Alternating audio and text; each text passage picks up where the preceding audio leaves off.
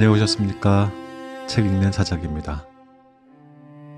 중년이라는 나이가 어느 순간부터 좀 무거운 짐처럼 느껴질 때가 있습니다.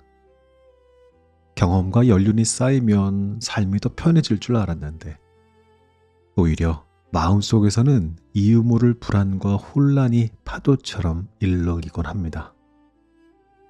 내가 그동안 잘못 살았던 건 아닐까? 나답게 살기에 이미 늦어버린 건 아닐까 하는 고민이 깊어지는 시기이기도 하고요. 현대 심리학의 거장 카를 융은 우리에게 이렇게 말합니다. 진정한 인생은 마흔에 시작된다. 그 전까지는 다만 연구일 뿐이다. 라고요. 오늘 여러분들과 함께 나눌 책은 나로 살기에 아직 늦지 않았다입니다. 지은이 최광현, 펴낸 곳은 추수밭입니다.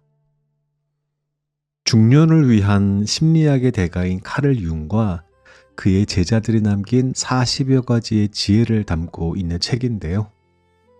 이 책을 읽다 보면 유독 자주 마주하게 되는 단어 하나가 있습니다. 바로 대극이라는 단어입니다. 융의 심리학은 이 단어만 잘 이해하면 대부분 쉽게 이해가 됩니다. 대극이에요. 대극. 대극이란 쉽게 말해서 세상의 모든 것에는 반드시 서로 반대되는 성질이 짝을 이루어 존재한다는 겁니다. 반대되는 성질이 있다가 아니고요. 얘네들이 맨날 같이 붙어 있다는 거예요. 이게 중요합니다. 자석에 N극과 S극이 있듯 우리 마음에도 밝은 면이 있으면 반드시 어두운 면이 있고 사랑이 있으면 미움이 있으며 기쁨의 뒷면에는 슬픔이 함께 붙어 있다는 뜻입니다. 우리가 중년에 겪는 고통은 사실 이 대극의 균형이 한쪽으로 치우쳤을 때 나타나는 신호라는 거였습니다. 그동안 사회적인 성공이나 타인의 시선 같은 외적인 면에만 치중해 왔다면 이제는 내면의 목소리라는 반대편의 극을 살펴야 할 때가 되었다는 영혼의 메시지라고요.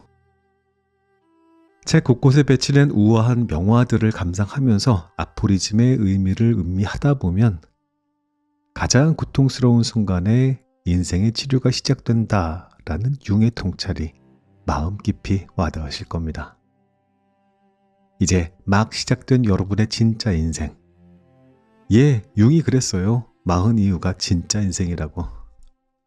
자, 그럼 우리들의 진짜 인생의 여정을 시작해 보겠습니다.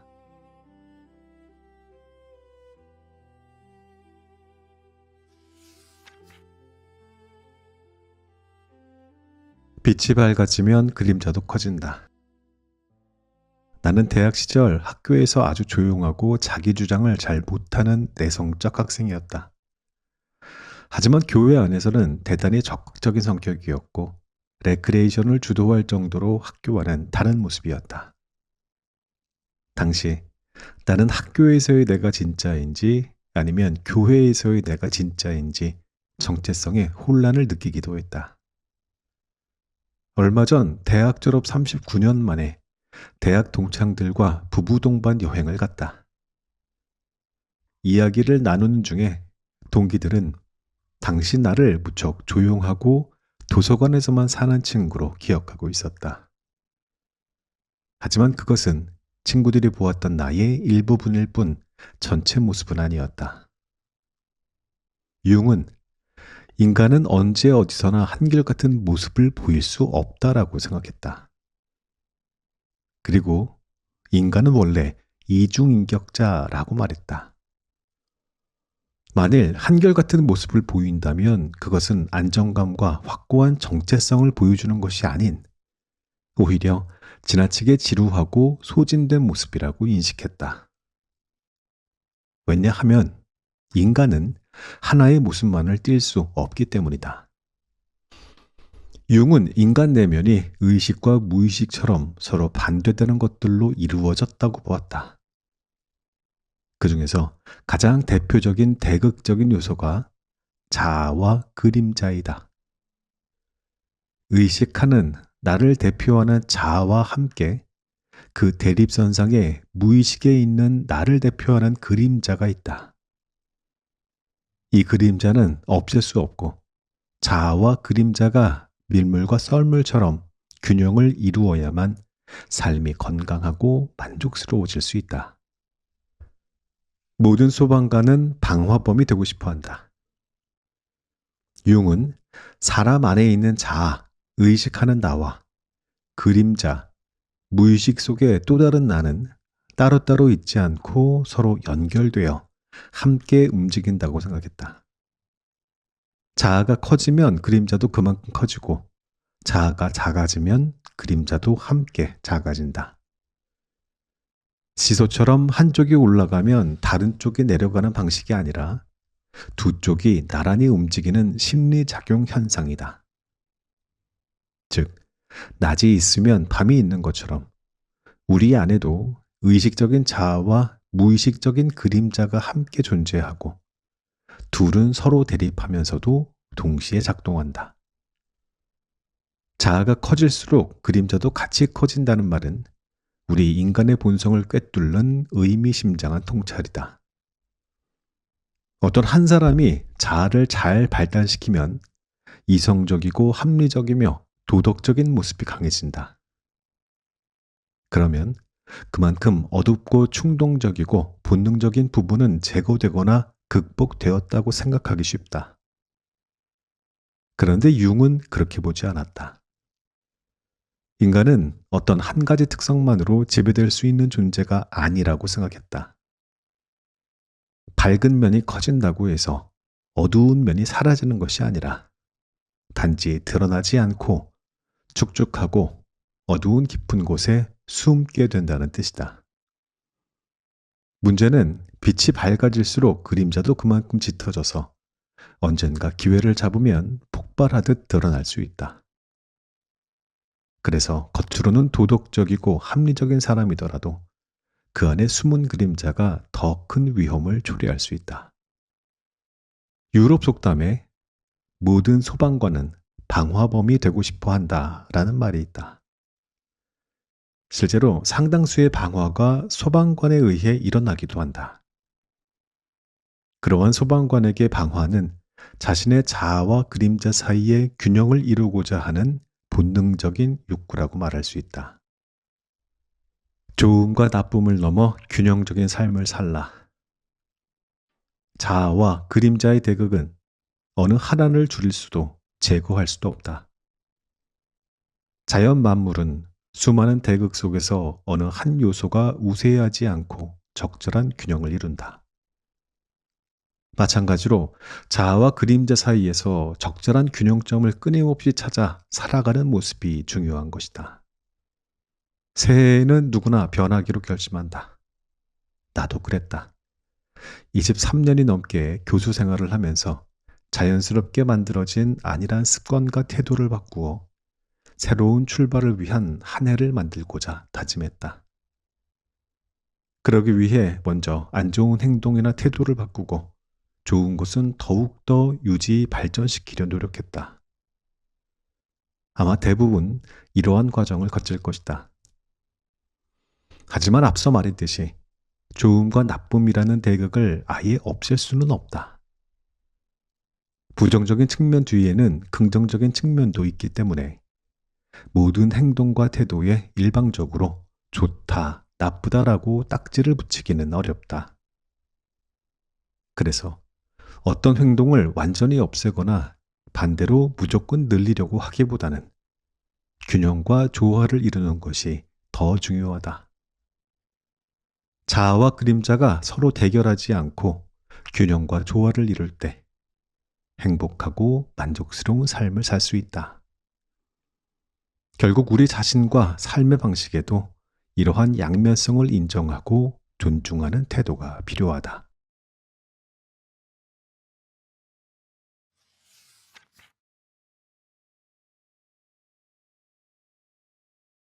마흔에 이르러 여자는 남자가, 남자는 여자가 된다. 동양 사상의 두 대극, 음과 양에 따르면 여자는 음이고 남자는 양이다. 음과 양은 서로 분리될 수 없으며 서로에게 의존한다. 안에 양이 있으며 양 안에 음이 있다. 아무리 강한 양이라도 그 안에 음의 요소가 존재하고 아무리 깊은 음이라도 그 안에는 양의 요소가 있다. 음과 양이 서로 안에 내재된 것처럼 카를 융은 남성에게 있는 여성 인격을 아니마, 여성 안에 있는 남성 인격을 아니무스라고 불렀다. 이 아니마와 아니무스는 단순한 상상이나 성격의 한 부분이 아니라 인류가 공통으로 가진 집단 무의식의 원형 가운데 하나라고 융은 설명했다. 아니마와 아니무스라는 원형은 아주 오랜 세월 동안 남자와 여자가 함께 살아오면서 서로의 성격을 조금씩 받아들이는 과정 속에서 만들어졌다고 볼 수 있다. 이러한 원형들 덕분에 우리는 어느 정도 다른 이성을 이해할 수 있다. 남성과 여성의 무의식 속 반대성 인격, 즉 아니마와 아니무스는 중년기로부터 본격적으로 영향을 발휘하기 시작한다. 중년의 위기는 어디에서 오는가? 나는 40대 후반에 자주 우울하고 감정 기복이 심해지면서 작은 자극에도 화를 내고 쉽게 복수하고 싶은 욕구에 시달렸다. 이러한 상태가 길어지니 당연히 가족들이 제일 힘들어했고 가르치던 제자들이 나를 어려워하고 조심해야 할 인물로 여겼다.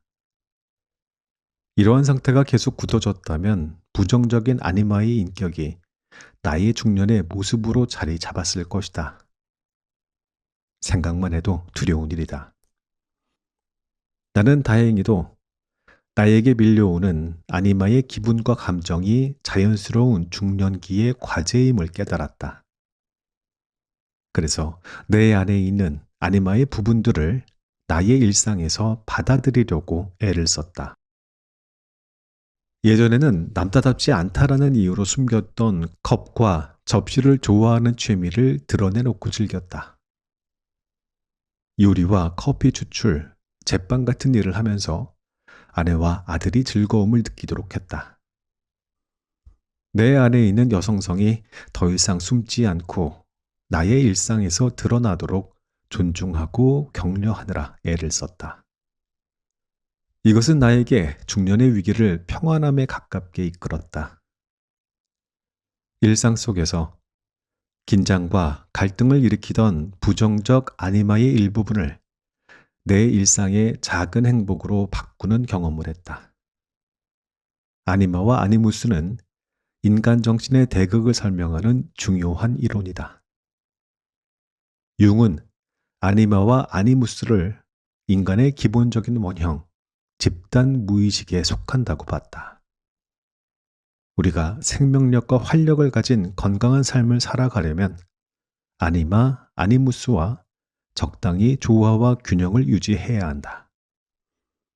무의식에 있는 반대 성인격을 수용하거나 발달시키지 않으면 오히려 무의식의 노예가 된다. 부정적으로 변한 아니마와 아니무스 원형에 사로잡히게 되고 그 결과 고통을 겪게 된다. 예를 들어 융통성 없고 거칠고 공격적이면서 아나무인처럼 행동하거나 주관적이고 우울하고 작은 자극에도 상처를 받고 무섭게 화를 내고 삐지는 이른바 꼰대 중년의 이미지는 전형적으로 부정적인 아니마와 아니무스에 사로잡힌 모습이다. 중년에는 반대성과 함께 살아야 한다. 중년에는 자기 안에 있는 반대성인 아니마와 아니무스와 어떠한 식으로든 관계를 맺어야 한다. 중년까지 대부분 남자와 여자라는 사회적인 역할이 묶여 살아오면서 내면의 인격인 아니마와 아니무스를 억누르고 살았을 가능성이 크다.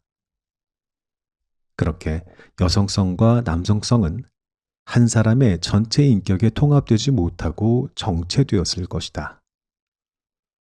따라서 성호르몬의 변화를 겪는 중년에 남자와 여자는 자기 안에 있는 무의식의 인격인 반대성을 수용하고 이를 자신의 삶 속에서 자연스럽게 통합하려는 자세가 필요하다. 그러면 중년에 어울리는 성숙하고 자유로우면서도 행복한 삶이 가능해진다.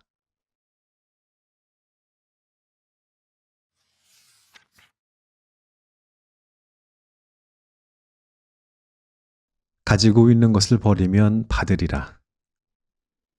고대 그리스인들은 극단적인 행운에는 거기에 상응하는 불운이 숨겨져 있다고 믿었다. 행운은 단순히 공짜가 아니며 어떠한 식으로든 그 대가를 지급해야 한다는 말이다. 이러한 생각이 잘 드러나는 이야기가 헤로도토스가 기록한 폴리크라테스의 이야기다. 폴리크라테스는 기원전 6세기경 사모스 섬의 통치자로 뛰어난 지략과 통치력으로 사모스 섬의 황금기를 이끌었다. 폴리크라테스는 주변 지역을 정복하고 막대한 부를 축적하여 가장 운이 좋은 사람이라는 소문이 돌았다. 그러나 이집트 왕 아마시스는 폴리크라테스의 행운을 불길하게 여겨 그에게 경고했다.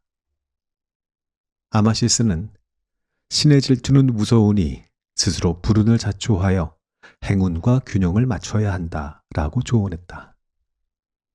폴리크라테스는 아마시스의 조언을 받아들여 자신의 가장 아끼는 반지를 바다에 던졌다.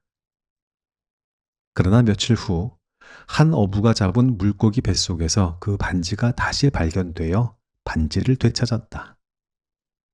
아마시스는 너무 놀랐고 알 수 없는 행운에 반드시 따라올 궁극적인 불행에 연루되기 두려워 폴리크라테스와 결별했다. 결국 폴리크라테스는 페르시아와의 전쟁에서 패배하고 십자가 형벌로 처형을 당했다. 행운과 불행은 서로 같은 값을 치른다. 행운을 향한 공포는 인간의 깊숙한 마음에 자리한다. 신들이 인간의 성공을 시기한다고 생각하여 생긴 두려움은 고대 그리스만의 이야기가 아니다. 융이 동양에서 나온 최고의 책이라고 했던 주역에도 동일한 사고가 존재한다. 주역은 세옹지마라는 사자성어가 들려주는 것처럼 행운이 불운으로 바뀌고 불운이 행운으로 바뀌는 순환이 우주의 법칙이라고 보았다. 행운이 지속되어 극점에 도달하면 반대로 불운으로 변화한다. 주역에 따르면 폴리크라테스의 지속된 행운은 곧이어 불운한 상황으로 바뀔 예정이었다. 고대 그리스와 중국인들이 행운과 불운을 비슷한 세계관으로 공유했다는 사실이 흥미롭다. 대극적인 요소 사이에서 한쪽의 힘이 우세해지면 두 대극 사이의 균형이 깨지며 어느 한쪽이 다른 한쪽을 잡아먹는다. 이것은 보상의 원리에 의해 두 대극 사이에 극단적인 변화를 불러오는 원인이 된다. 에모스는 19세기 미국 문학과 사상에 큰 영향을 미친 초월주의 철학자이자 작가이다. 그는 동양 철학을 받아들여 서양의 개인주의, 합리주의 사상과 융합해 독자적인 초월주의 철학을 발전시켰다. 그의 보상 이론은 우주에는 균형과 정의가 존재하며 모든 것에는 그에 상응하는 대가가 따른다 라는 통찰을 담고 있다.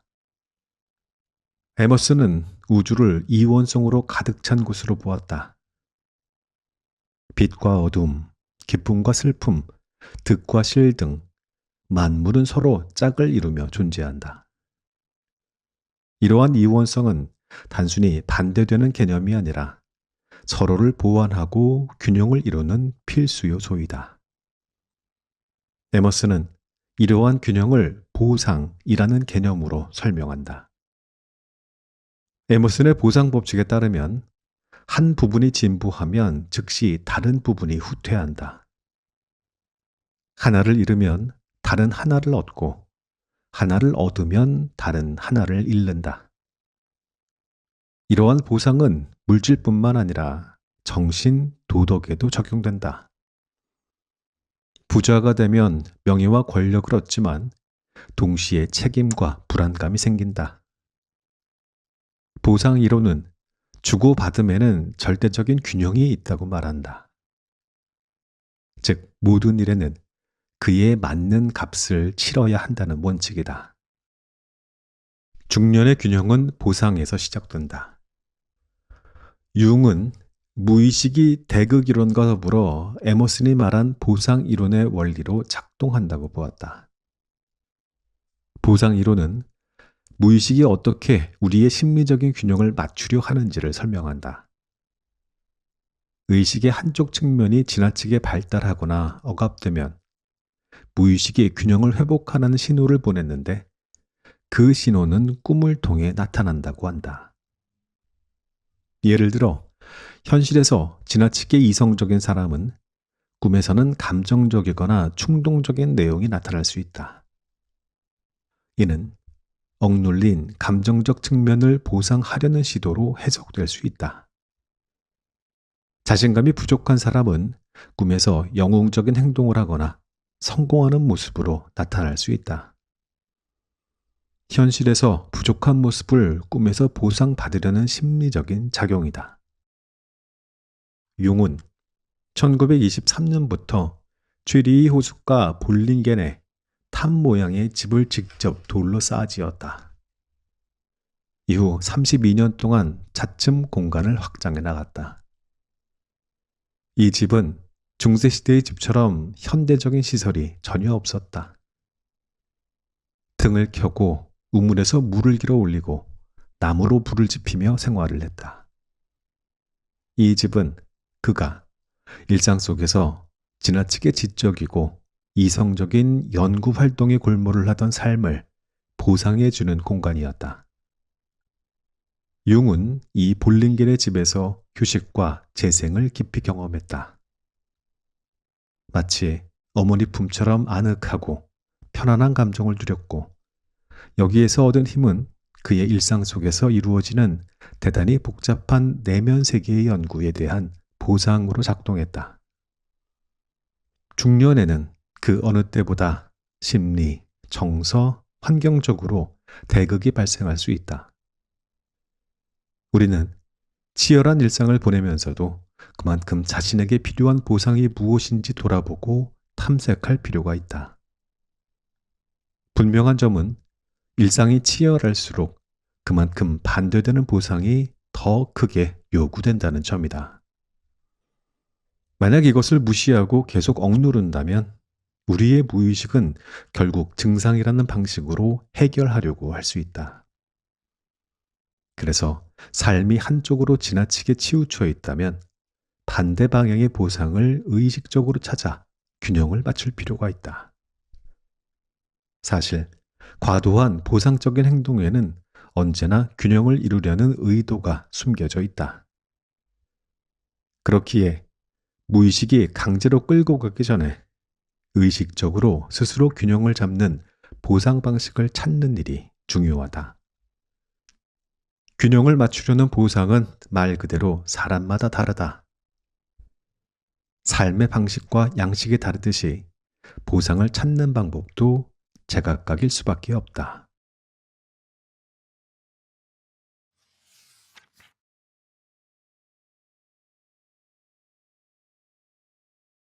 극심한 고통 가운데 치유가 있다. 인류 역사상 가장 참혹했던 제1차 세계대전에서 전쟁터의 병사들은 전투와 관련된 꿈보다 고향을 그리는 꿈을 더 자주 꾸었다. 그것은 가혹한 현실에 대한 보상작용이었다. 정신과 군의관들은 어떠한 병사가 전쟁 장면을 너무 많이 꾸면 그를 전선에서 떠나게 했다. 외부의 충격적인 이미지에 저항할 정신적인 힘이 더 이상 없기 때문이었다. 이는 병사가 가혹한 현실로부터 자신을 보호할 대극적 균형의 힘을 상실했음을 보여준다. 인간의 삶과 모든 원형은 밝고 어두운 양면성을 지닌다. 성공과 실패, 밝음과 어두움, 아름다움과 추함처럼 수많은 대극으로 이루어진 세상 속에서 대극들의 긴장과 갈등은 인간의 일상에서 고통으로 드러나곤 한다. 융은 살아있는 사람에겐 절대적으로 안전한 장소가 없다라고 말했다. 오히려 의심과 불안은 우리의 삶을 구성하는 불가피한 요소라는 것이다. 결국 모든 정신 현상은 대극의 긴장과 갈등을 겪으며 이를 통합해 나가는 과정 속에서 전개된다. 대극이 정신의 기초라는 전제는 곧 그 대극이 만들어내는 고통 또한 삶의 일부임을 의미한다. 인내하며 만들어지는 자기 치유를 믿으라. 서양에서는 고통을 약물로 해결하려 했다고 융은 말한다. 동양에서는 고통을 개인적인 문제로 여기기보다는 삶의 일부로 받아들이고 초월하려고 했다. 주역의 박괴는 절망적인 위기 상황을 다룬다.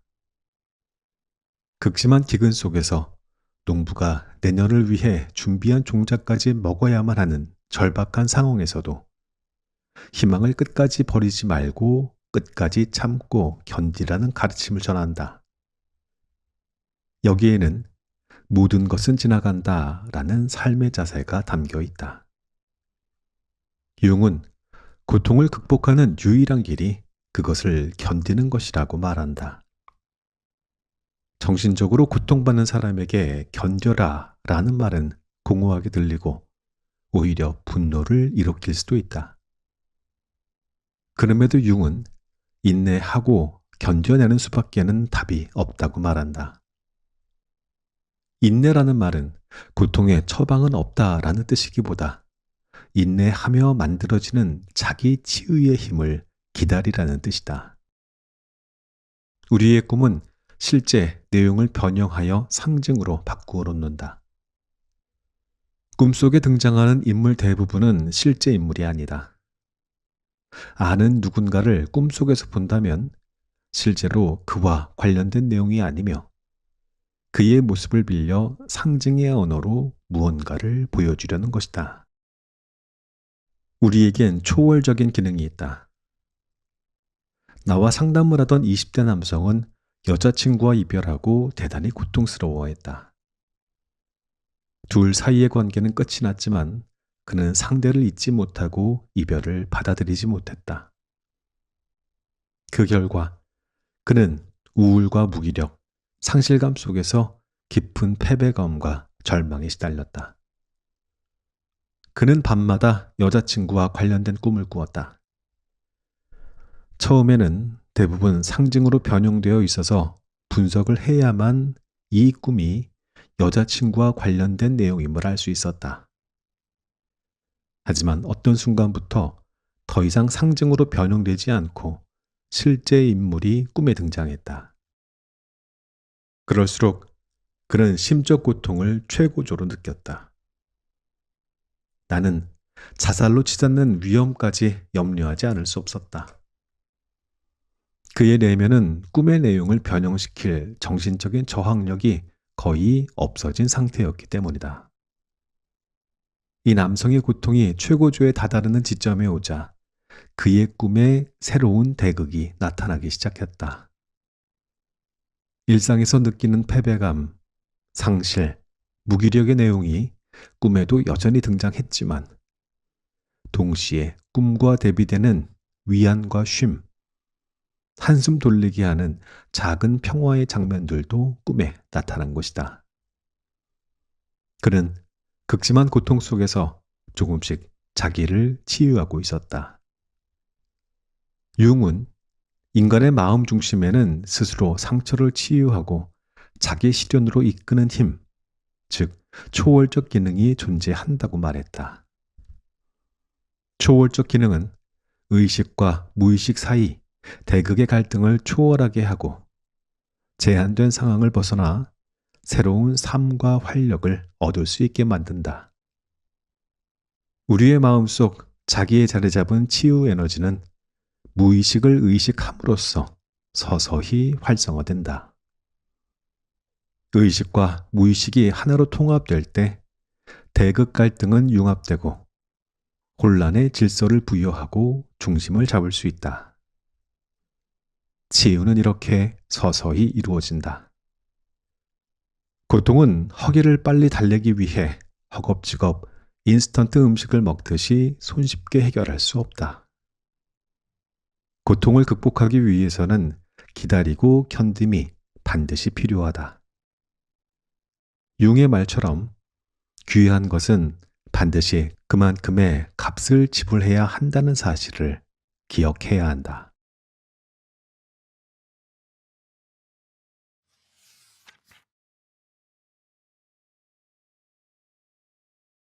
고난은 반드시 기쁨으로 변한다. 학창시절 나는 따뜻한 인격을 가진 어느 교수님을 존경했다.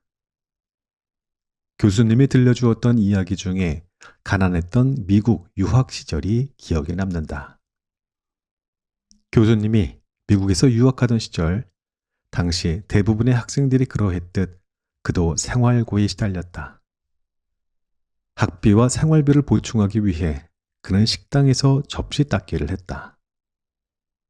그러나 학업이 진전될수록 더 많은 시간이 필요했고, 그럼에도 아르바이트를 그만둘 수 없었다. 어느 날 그는 아르바이트와 공부에 지쳐 이제는 더 이상 버틸 수 없는 한계에 다다랐다. 평소처럼 식당에서 접시를 닦고 있었지만 마음속에서는 이제는 끝났다라는 절망감이 밀려왔다. 꿈과 목표가 분명할 때에는 아르바이트도 의미가 있었지만 꿈을 잃어버린 순간 그것은 그저 고된 노동일 뿐이었다. 그날따라 힘겹게 일을 마치려던 순간 식당 홀에서 한 손님이 그를 불렀다. 긴장하며 다가간 그의 앞에는 낯선 신사가 있었다. 신사는 식당에 올 때마다 그가 묵묵히 성실하게 일을 하는 모습을 지켜보았다고 했다. 분명 외국에서 공부하는 유학생이라고 생각했으며 그날 마음속 깊은 곳에서 그의 학업을 돕고 싶다는 감동이 일어났다고 말했다. 신사는 주저하지 않고 그의 유학 생활을 후원하겠다고 제안했다. 전혀 생각지 못했던 일이었다. 삶에 지쳐 꿈과 목표마저 잃어가던 한 유학생에게 그날은 인생 최대의 날이었다. 가장 힘들었던 날이 오히려 인생에서 가장 기억될 기쁨의 날로 변한 것이다. 역풍의 지혜, 변화의 법칙을 따르라. 교수님이 경험한 반전의 날은 사실 우리 모두에게도 일어나는 일이다. 가장 힘든 순간이 기쁨으로 바뀌고 승리라 믿었던 순간이 도리어 고통으로 변화하는 일은 우리의 인생에서 수없이 펼쳐진다. 불운이 행운이 되고 행운이 불운이 되기도 한다. 동양인들은 이러한 진리를 세용지마라는 고사성어로 잘 표현해왔다. 순자는 우불우자시야라는 말을 남겼다. 이 말은 일이 잘 되고 안 되는 데에는 때가 있기 마련이다 라는 뜻이다. 여기에는 순풍이 역풍으로 바뀔 때를 대비하라는 가르침이 숨어 있다. 이 말 아래에서 동양인들은 운이 따르더라도 들뜨지 않고 오만해지지 않으려고 주의를 경계했다. 바로 역풍을 경계했던 것이다. 역풍이라는 개념은 카를 융의 에난치 오드로미아와 연결된다. 어느 한쪽에 일방적으로 우세해지고 힘을 압도할 때 나타날 수 있는 반전 현상인 역풍은 대극의 반전, 에난치 오드로미아를 가리킨다. 작은 행운을 얻으면 기쁘고 더군다나 연이어 행운이 계속되면 없던 자신감이 생기면서 마음이 풀어져 해이해지고 교만해진다. 이것은 불행의 씨앗으로 작용하여 더 큰 불행을 불러온다. 그리하여 동양에서는 또 다른 말로 과유불급, 즉 지나친 것은 모자란만 못하다라는 말로 이 법칙을 요약했다. 노자의 도덕경에서도 같은 가르침이 등장한다. 도덕경에는 모든 사물은 지나치게 왕성하면 곧 쇠퇴하기 마련이다 라는 말이 나온다. 이는 인생을 지배하는 근본적인 힘이 바로 변화임을 일깨워준다. 만물은 절대적이지 않으며 세상사는 끊임없이 변한다는 뜻이다. 인생은 반전 드라마이다. 국민적인 관심을 끌었던 드라마 폭삭 소가수다에서 아무것도 없던 10대 애순이와 관식이가 부산으로 가출하며 좌충우돌할 때 이런 말이 나온다. 이때가 인생에서 최고의 봄날인 줄은 몰랐다. 가장 힘들고 어렵다고 여겨지는 순간이 뒤돌아보면 가장 행복한 시간임을 회상하는 말이다. 우리에게도 마찬가지로 가장 힘들다고 여겨지는 순간이 기쁨이 되는 인생의 반전은 언제든 일어난다. 힘들다고 여기는 순간을 어떻게 임하고 마주할지가 중요하다. 우리가 사는 세상은 한 치 앞도 모를 때가 많다. 그러한 불확실성이 불안과 두려움, 혼란을 일으키지만 생각해보면 그만큼 인생에는 다양한 변화의 기회가 찾아올 수 있음을 의미한다. 인간 정신의 변화 과정을 보여주는 정신의 연금술은 절망과 어둠의 단계가 극적으로 정화와 깨달음의 단계로 전환하는 과정을 거친다. 거기에 반전이라는 역동적인 힘으로 인간 정신은 더욱 심오한 수준에서 통합될 수 있다. 고난과 어려움이라고 믿었던 시간이 기쁨과 감사로 변하는 인생의 반전 드라마가 우리에게도 가능하다는 것. 그 사실 하나만으로도 우리의 삶은 충분히 살아볼 가치가 있는 여정으로 빛난다.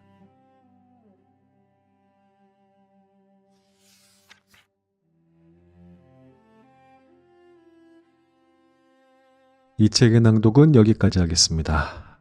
문장이 조금씩 어려운 데가 좀 있었어요. 그죠? 생소한 단어가 좀 많아서 그랬던 것 같아요. 마지막 챕터에서 저자의 교수님이 젊었던 시절, 이제는 정말 끝이다 라고 생각했던 그 절망의 순간에 인생을 바꿀 뜻밖의 손길을 만났다고 했잖아요. 칼 융은 이러한 현상을 에난티오드로미아, 여러 번 얘기했죠. 대극의 반전이라고 불렀습니다. 어떤 힘이 한쪽 끝으로 치닫게 되면 반드시 그 반대되는 힘으로 돌아오게 된다는 자연의 법칙이죠.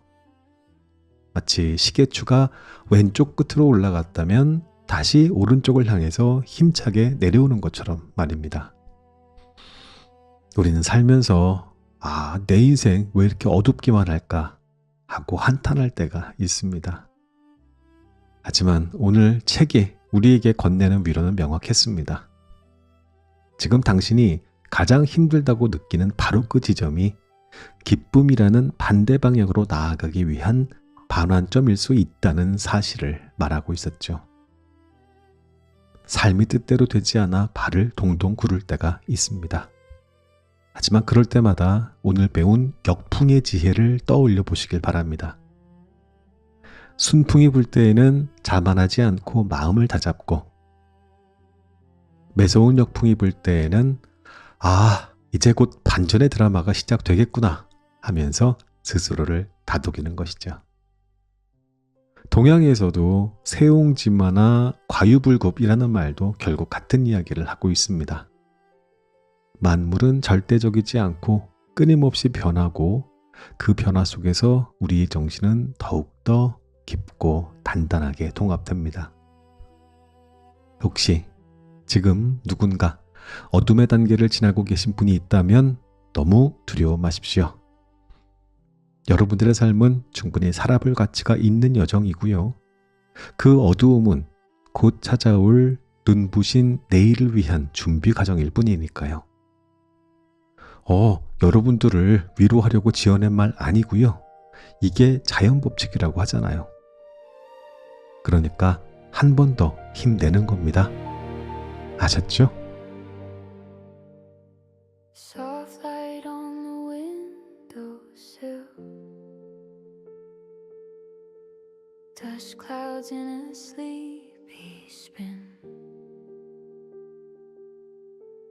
Breathing in the brand new chill.